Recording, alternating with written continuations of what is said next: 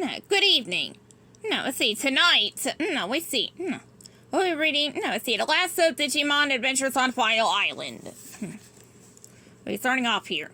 Then, with a roar, Shellmon charged forward, trying to drive Greymon off his feet. Bracing himself, Greymon caught the other monster by the head and stopped his charge. Greymon's powerful claws dug into the ground and his muscles strained to hold Shellmon back. Come on, Greymon! Let's see, Tai cheered. Shellmon lowered his head, putting his water spouts right in Greymon's face, and fired. The powerful water blast smashed right into Greymon's face. Was he nearly throwing him off his feet? But bravely he held on. The Digimon gathered itself and fired its flaming breath. The fire was so hot it turned the Shellmon's water to steam. Surprised, the Shellmon stepped back. That gave Greymon the space he needed. Dropping his head, he used his horns to scoop Shellmon off the ground. With a flick of his powerful head and neck, Greymon hurled the other monster high into the air. Greymon's sharp eyes watched Shellmon fly through the air as he yelled, Nova Blast! With a roar, he released an immense ball of fire that scorched the air. The fireball streaked toward Shellmon and struck him squarely on the stomach, igniting with the force of an exploding sun. It strikes a Shellmon in mid-flight to launch him even higher, sending it far out to sea where he landed with a splash. Greymon watched it fall. As soon as the Shellmon had disappeared, the huge creature's body flashed with light and instantly shrank back into the much smaller Agumon. Once he was finished morphing, Agumon collapsed to the ground. Tai sprinted forward and fell to his knees beside Agumon. Are you all right? Agumon raised his head weakly. Tai, do you have anything to eat?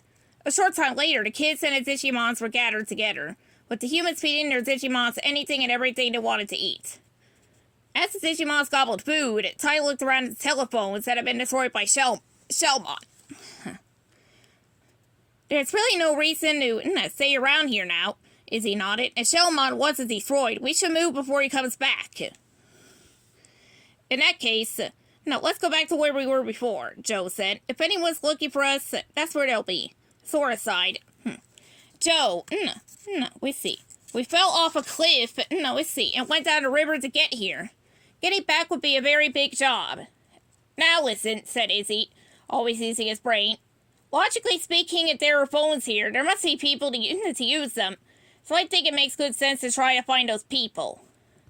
Tai nodded. Now let's all get going. Agumon jumped to his feet. Anywhere you want to go, I'll go, Tai. Just lead the way.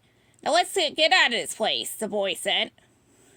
Matt said, and let the monsters beware. Joe gulped. My plan is to avoid all monsters. I don't think we have much choice, Joe, Tai said. He looked around at this strange new world. He wanted to go home as much as the others did, but he also felt a powerful sense of adventure. They were in a world possibly without other humans. They had made friends with strange talking creatures. Let's see, they were cute and cuddly, but also full of incredible power. Who would say what great adventures lay ahead? Tai smiled, thinking back to the morning when he'd wished for something different. He'd certainly gotten what he asked for. Tai looked at the others and nodded. Okay, let's go. The monsters leaped to their feet and all cried out at once, Digimon! And that's the end of this story.